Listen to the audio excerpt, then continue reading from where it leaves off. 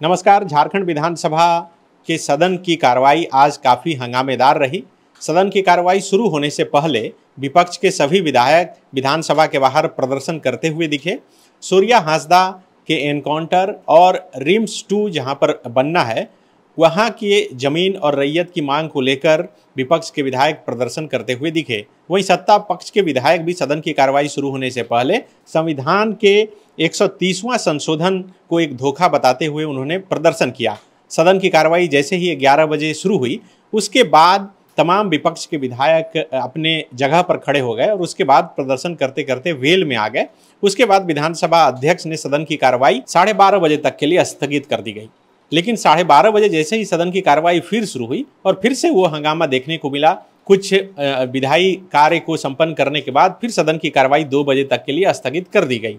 खास करके बीजेपी के विधायक और एनडीए खेमे के जो विधायक हैं वह सूर्या हांसदा एनकाउंटर मामले को लेकर सवाल खड़ा कर रहे थे और बीच में ही नेता प्रतिपक्ष बाबूलाल मरांडी बाहर निकले और उन्होंने मीडिया से बात करते हुए सूर्या हांसदा एनकाउंटर और रिम्स 2 के मसले पर सरकार से जवाब देने की उन्होंने मांग की है। जो पोस्टर और बैनर लेकर खास करके भारतीय जनता पार्टी और एनडीए के विधायक प्रोटेस्ट कर रहे थे, उनके पोस्टर पर लिखा था सूर्या हांसदा के खून का हिसाब आदिवासी समाज मांग रहा जवाब, हत्यारों को बचाना बंद करो, सीबीआई जांच तुरंत करो, जिसने सैकड़ों अनाथ बच्चों को शिक्षा दिलाया उसे फर्जी एनकाउंटर में मार गिराया। सूर्या हांसदा आप सब जानते हैं कि गोड्डा जिला के ललमटिया में पिछले दिनों पुलिस ने एनकाउंटर उनका कर दिया और उसके बाद से ही लगातार सवाल खड़ा हो रहा है कि भारतीय जनता पार्टी खास करके मुखर होकर कह रही है कि सूर्या हांसदा का एनकाउंटर नहीं बल्कि उनका मर्डर हुआ है।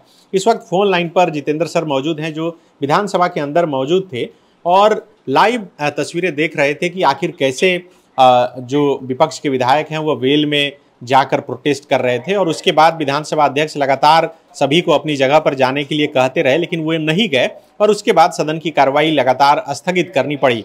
सर क्या कुछ हुआ? जैसे सदन के बाहर जो प्रोटेस्ट चल रहा था तो वो तस्वीरें तो हम लोगों ने देखी, राज्य की जनता ने देखी। सदन की कार्रवाई 11 बजे शुरू हुई, उसके बाद अंदर का नजारा क्या था? जैसे ही स्पीकर अपने आसन पर आए, विपक्षी सदस्य जो है पहले तो अपने जगह पर ही खड़े होकर विरोध करने लगे, नारेबाजी करने लगे। फिर धीरे धीरे वो लोग बेल में घुस आए। जैसे ही विपक्ष के सदस्य बेल में घुसने लगे तो उधर से सत्ता पक्ष के विधायक ही नहीं मंत्री भी बेल में आ गए। अच्छा। और दोनों दो साइड खड़ा होकर नारेबाजी करने लगे। ये विपक्ष जो है वो सूर्या हांसदा इनकाउंटर की सीबीआई जांच की मांग को लेकर नारेबाजी करता रहा। उधर विपक्ष के सत्ता पक्ष के सदस्य जो हैं विपक्षी सदस्यों के आचरण को पर सवाल उठाते रहे और इस तरह पूरा करीब 2-4-5 मिनट ही हंगामा होते रहा और हंगामे को देखते हुए स्पीकर ने सदन की कार्यवाही को 12:30 बजे के लिए स्थगित कर दी। फिर जब 12:34 पर सदन की कार्यवाही शुरू हुई तो सेम नजारा दिखा। पहले विपक्षी सदस्य बेल में घुसे, उसके बाद सत्ता पक्ष के भी सदस्य बेल में घुस आए।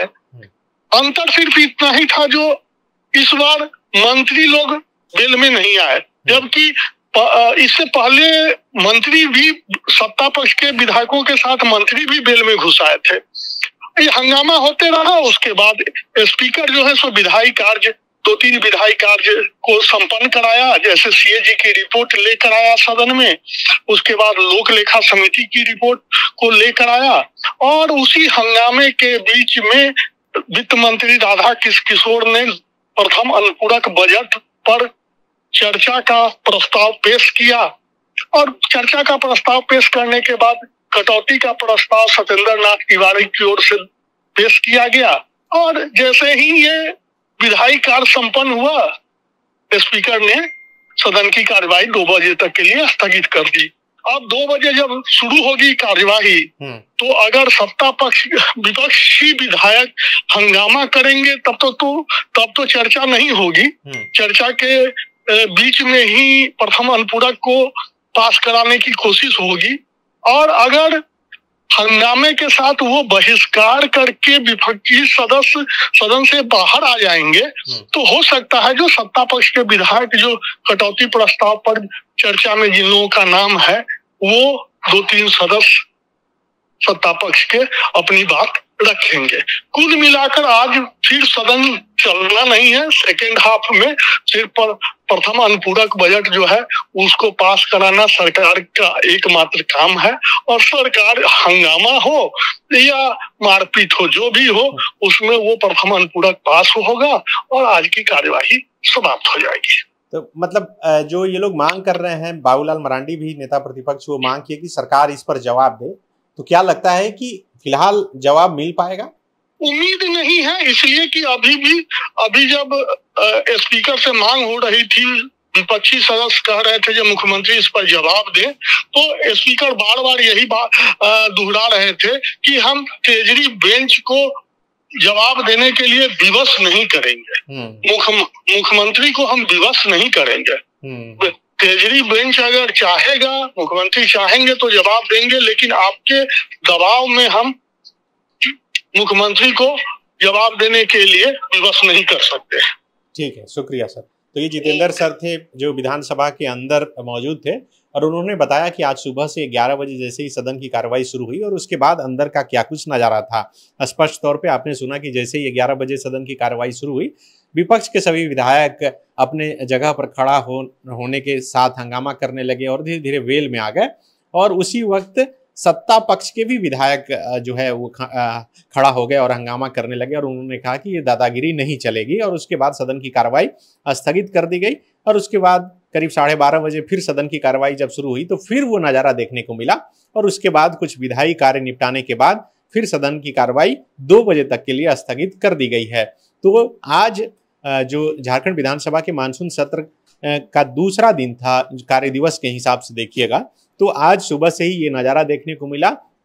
आप समझ सकते हैं कि जो ज्वलंत मुद्दे हैं जिसको लेकर पहले ही अलग अलग पार्टियां बैठक कर चुकी है, विपक्ष की जो पार्टियां हैं वो बैठक कर चुकी है और कह चुके हैं कि सरकार को किस तरह से घेरेंगे।